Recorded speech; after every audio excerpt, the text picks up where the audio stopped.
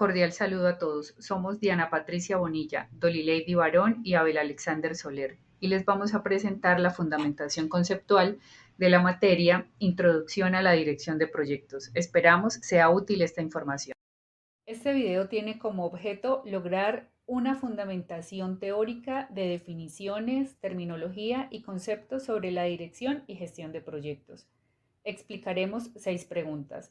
La primera, ¿qué es un proyecto? La segunda, ¿qué es la gestión de proyectos? La tercera, ¿cómo ha evolucionado la gestión y dirección de proyectos a través del tiempo? La cuarta, ¿cuál es la importancia de la dirección y gestión de proyectos? La quinta, ¿cómo el entorno puede impactar los proyectos? Y la sexta, ¿qué es un PMO y qué aporta a la empresa? ¿Qué es un proyecto? Un proyecto es un esfuerzo temporal que se lleva a cabo para crear un producto, un servicio o un resultado único. Algunas de las características de los proyectos son: tienen un principio y un fin, requieren una inversión de recursos. Los proyectos son únicos. Los proyectos impulsan el cambio, también buscan crear valor para el negocio. Los proyectos buscan dar respuesta a factores externos. Y un proyecto se constituye mediante la planificación gradual. Es pertinente mencionar que, de acuerdo a lo que dice el PMBOK, los líderes de las organizaciones inician proyectos en respuesta a factores que actúan sobre sus organizaciones. Algunos de estos factores son para cumplir requisitos regulatorios, legales o sociales, para satisfacer las solicitudes o necesidades de los interesados, también para crear, mejorar o reparar productos y para implementar o cambiar las estrategias de negocios. Ahora vamos a hablar sobre qué es la gestión de proyectos. Como definición, es la aplicación de conocimientos, habilidades y principios para alcanzar los objetivos, para obtener beneficios y lograr control. Aspectos no disponibles cuando los componentes se gestionan individualmente. Es decir, que la gestión de proyectos debe integrar los diferentes componentes de un proyecto para lograr un objetivo específico durante cada una de las etapas, que ya las habíamos mencionado en la pregunta anterior, que son el inicio, la planeación, la ejecución, el monitoreo, el control y el cierre. Esto representa un gran reto para el director de proyectos, quien debe cumplir con todos los objetivos del proyecto dentro de las restricciones establecidas. Se han identificado 3 restricciones principales que se les denomina la triple restricción.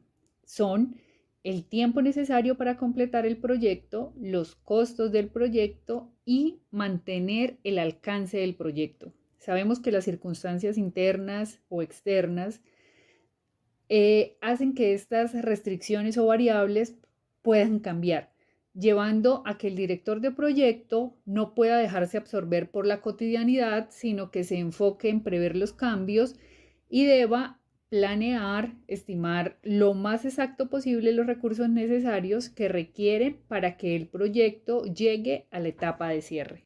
¿Cómo ha evolucionado la gestión y dirección de proyectos a través del tiempo?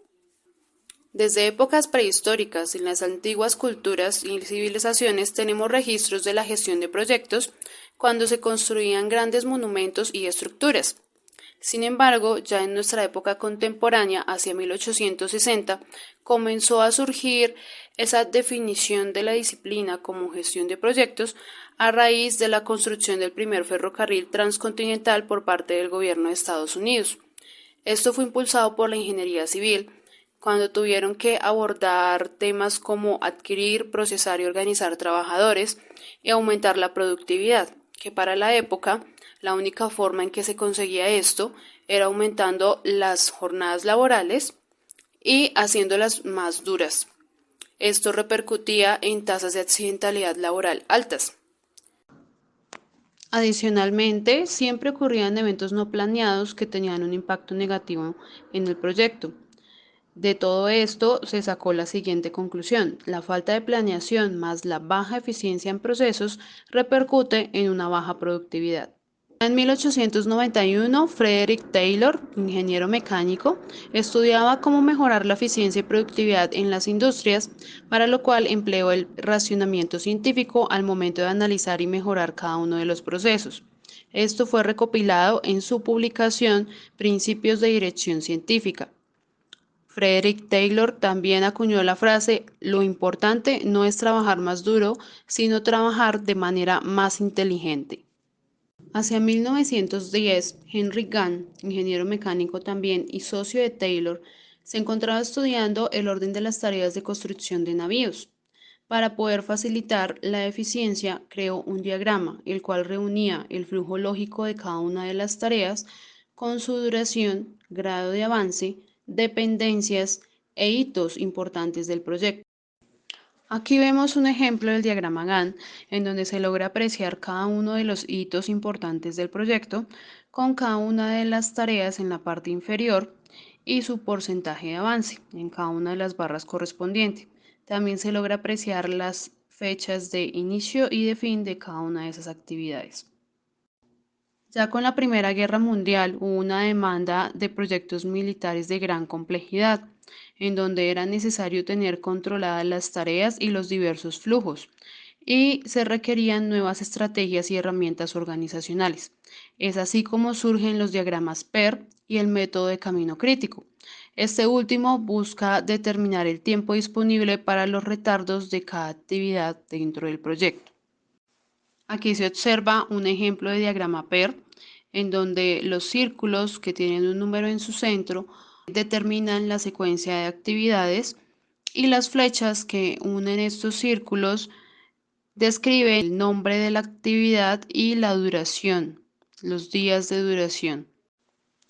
Durante la Segunda Guerra Mundial, ingenieros de diversas disciplinas, principalmente en relación al sector de manufactura, se ven en la necesidad de generar nuevas estrategias y nuevas alternativas para mejorar la eficiencia y la efectividad de cada uno de los procesos productivos.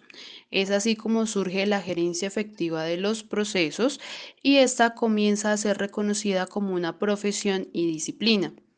Estas nuevas estrategias y alternativas, luego de terminada la Segunda Guerra Mundial, se quedan de forma fija y se masifica su aplicación.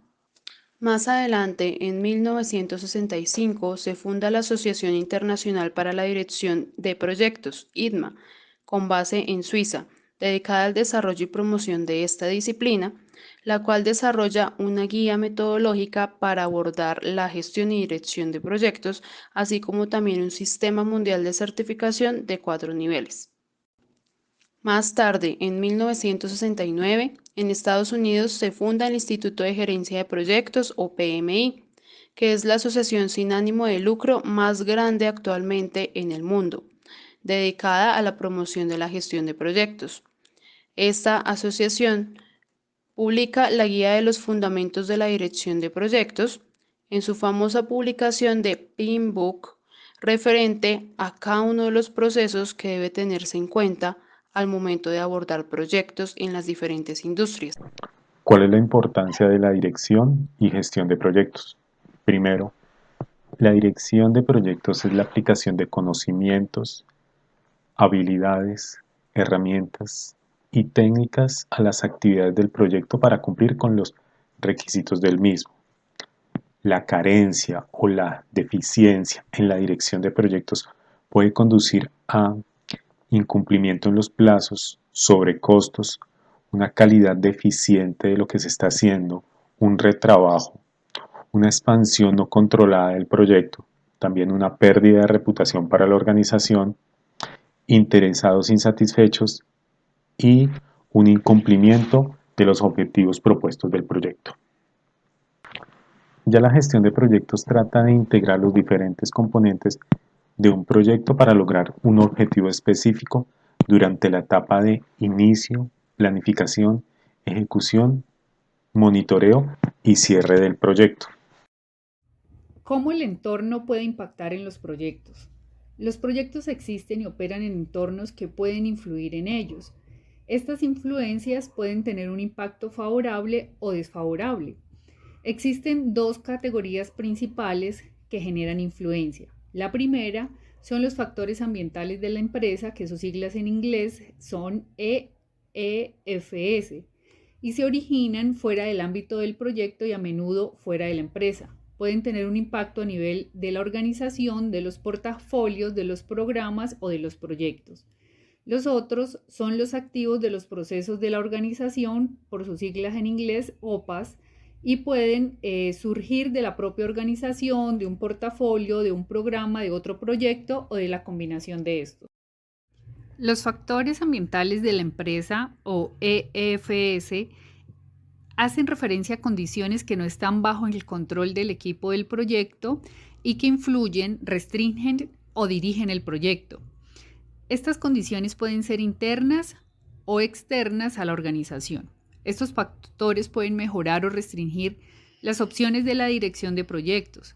Además, estos factores pueden influir de manera positiva o negativa sobre el resultado. Sin embargo, estos varían ampliamente en cuanto al tipo o naturaleza. Estos factores deben tenerse en cuenta si el proyecto ha de ser eficaz. Tenemos dos variables de estos factores ambientales. La primera son las internas a la organización, que hacen referencia a la cultura, estructura y gobernanza.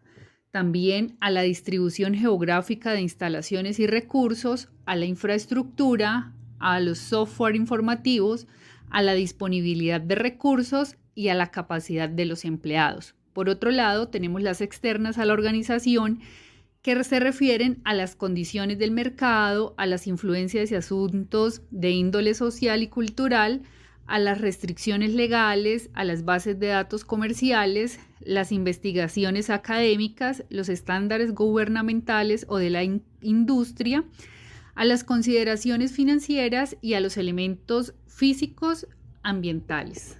Los activos de los procesos de la organización, conocidos como OPAs, son los planes, los procesos, las políticas, los procedimientos y las bases de conocimiento específicos de la organización ejecutora que son utilizados por esta organización. Estos activos influyen en la dirección del proyecto. Incluyen cualquier objeto, práctica o conocimiento de alguna o de todas las organizaciones ejecutoras que participan en el proyecto y que pueden usarse para ejecutar o gobernar el proyecto. Incluyen las lecciones aprendidas procedentes de proyectos anteriores y la información histórica de las diferentes organizaciones. Y pues pueden contener tanto cronogramas como datos sobre el valor ganado. Tenemos dos clasificaciones dentro de esta. Una son los procesos políticos y los procedimientos que se enmarcan dentro de la vida de un proyecto, que es el inicio y planificación, la ejecución, monitoreo y control y el cierre. También tenemos una base de conocimiento de la organización que implica todos los repositorios que generan valor agregado, como son el repositorio de conocimiento de la gestión de configuración, el repositorio de datos financieros, la información histórica y repositorios de conocimiento de lecciones aprendidas, los repositorios de datos sobre la gestión de incidentes y defectos, los repositorios de datos paramétricas, los archivos de proyectos anteriores y cualquier tipo de información que sea acorde al proyecto que se pueda aplicar. ¿Qué es un PMO y qué aporta a la empresa? Básicamente es una oficina de proyectos o estructura de la organización que estandariza los procesos de gobernanza de los mismos y que facilita el intercambio de recursos, metodologías, herramientas y técnicas. Sus responsabilidades son amplias y según estas se clasifican en PMOs de apoyo. Tienen un rol consultivo para los proyectos. Básicamente sirven como un repositorio de proyectos, suministrando plantillas, mejores prácticas, capacitación y lecciones aprendidas de proyectos similares que se han ejecutado antes. Por lo tanto, su control es reducido. También existen los PMO de control que sirven como soporte a los proyectos y exigen cumplimiento de cada una de las fases de los mismos.